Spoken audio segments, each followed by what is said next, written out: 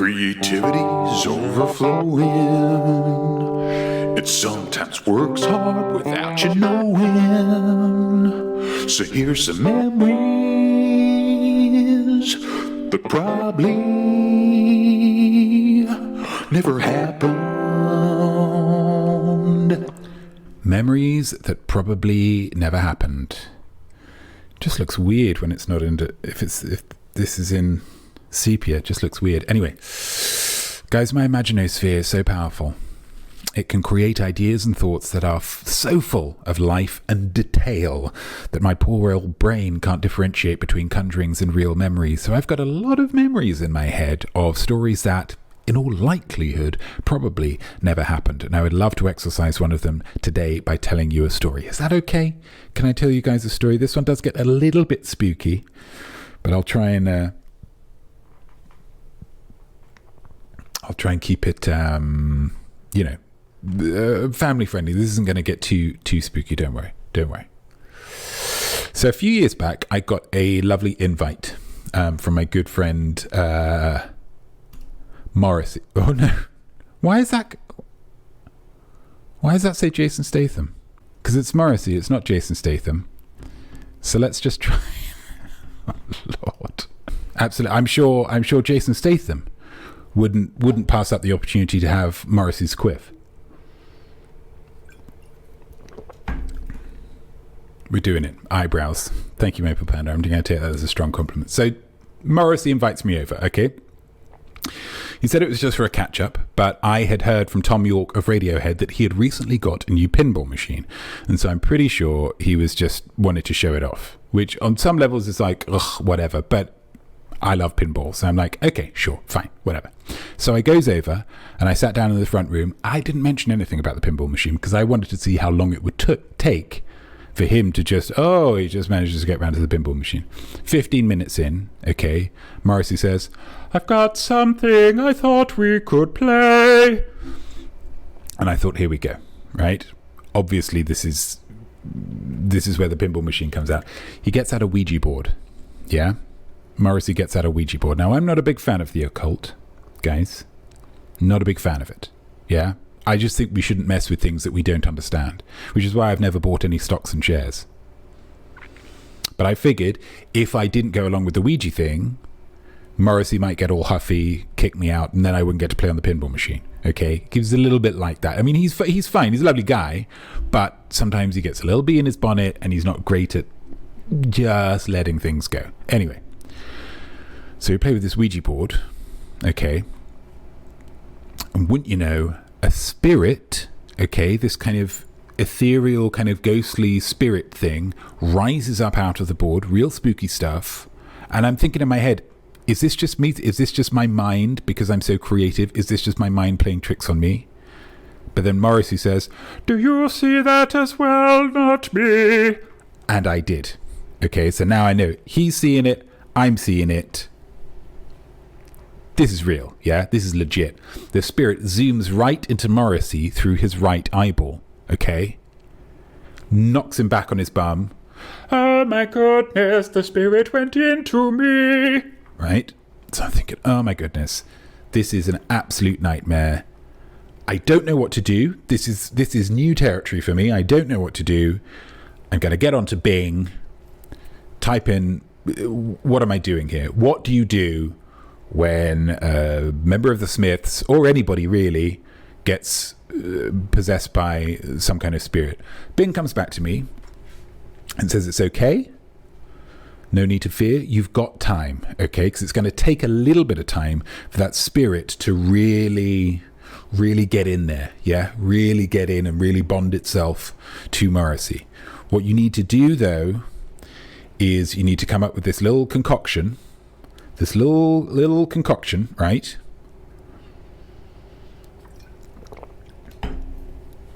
And you need to feed it to Morrissey in order to purge him of the spirit. And I think, right, okay, so I'm writing down the list of things. And he's like, he's kind of writhing. He's kind of writhing like he's got some GI issues. Oh my goodness, hurry up, not me. Okay. So I'm hurrying up. Say, Morrissey, you stay there. I'm going to nip out. I'm going to pick up some bits and pieces. So I head to the nearest supermarket. It's a Morrison's. Morrissey, living next to a Morrison's. It's kind of, I don't know whether he did that deliberately, but I thought it was quite fun. So I'm going around, and it's like sage. It's all lots of herbs. And then it says that on the list, pig's blood. Genuine pig's blood. And I'm going to need, about 250 milliliters of pig's blood. So I'm running around, and I think, oh, goodness, I hope that this is a Morrison's that's big enough to have its own butcher's counter. Yeah, luckily it is. And I'm speaking to the guys there, and I say, excuse me, do you have any pig's blood that I could procure from you for a concoction that I need to literally save the soul of Morrissey? And the guy behind the counter, he's a little bit surly. He's clearly there just for a paycheck. Butchering it's not his passion. So he's like, yeah, well, I've got some pig's blood, but I can't exactly sell it to you, can I? And so I say, okay, no, I appreciate that. Could we work something out into, is there anything of mine that you could, that you would like? And he said, can you do any breakdancing or any stuff like that? And so now I'm not a big breakdancer guy. I mean, I can kind of do it. I can do a little bit of popping and so then I have to go to the back. I have to get some cardboard. I do a little bit of stuff, nothing crazy because time is of the essence here. A little bit of stuff. And he's like, yeah, that was dead good, that, actually. Here's a bag of blood. So he gives me the bag of blood. I purchase the stuff. And here's an interesting thing. On the way out, this is kind of summertime. Well, it's kind of end of summer, really. And it was, here's some offers. And it was like all of the summer outdoor stuff that was on offer now because they're not, they need to get rid of it to sort out their inventory. And there was a big bag of water balloons for I think it was like 70p or something, like real cheap stuff. I was like, I know that time was tight, guys, but I needed to, yeah. So then I rush back to Morrissey's house, and he's still pretty much in the same way. He's undone his shirt now, which, to be honest, he was kind of, halfway. He's a low buttoner, Morrissey, so he's kind of just undone 3 extra buttons, and he's like, oh my goodness, this is so painful. So I say, Morrissey, I've got this stuff. I'm mixing up this little thing. You need to take this. And he says, what's in this?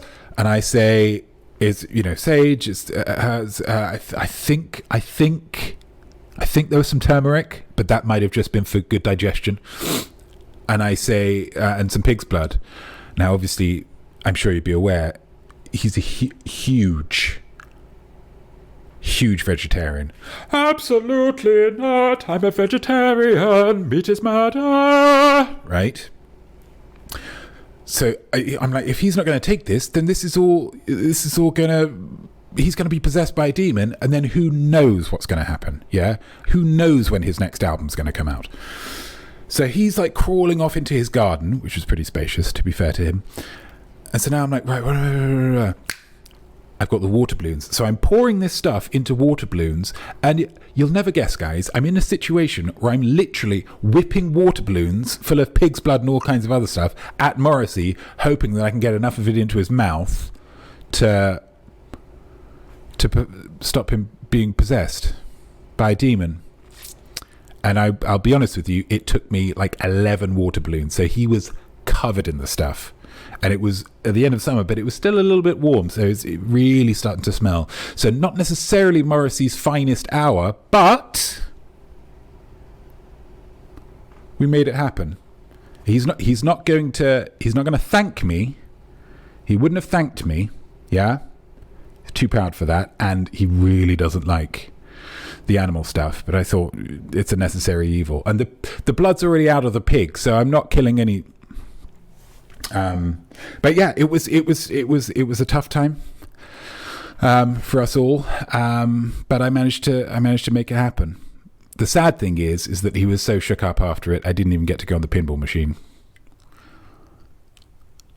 little bit disappointing. An epic tale. It is an epic tale. Obviously, the sad thing of it all is that this almost definitely didn't happen, because at this point, I don't think he actually lives close to a Morrison's, and so it's like, what can be true? No Pinball. Yeah. So a tough one, but and a little bit spooky, but hopefully not too scary for you all. Not too scary for you all. What have we got? We've got some ep names going on here. Real spooky stuff. Lovely. Here's a bag of blood. Lovely. I mean, good one for the Halloween special. Maple Panda, glad it didn't get into his problematic views. Yeah, sometime. I think if he hadn't been so scared and in pain because of the demon that was trying to connect itself through its soul, it wouldn't have surprised me if he had asked where the guy came from who worked at the butcher's. Do you know what I mean? He's that kind of guy. I don't think it was necessarily important for the story, but I know he would have asked. What have we got? Here's a bag of blood. Oh, he doesn't like eating meat. He really doesn't like eating meat. The detail on the lack of passion from the butcher suggests it was real. Yeah, he was there. He's just making ends meet, as we all are.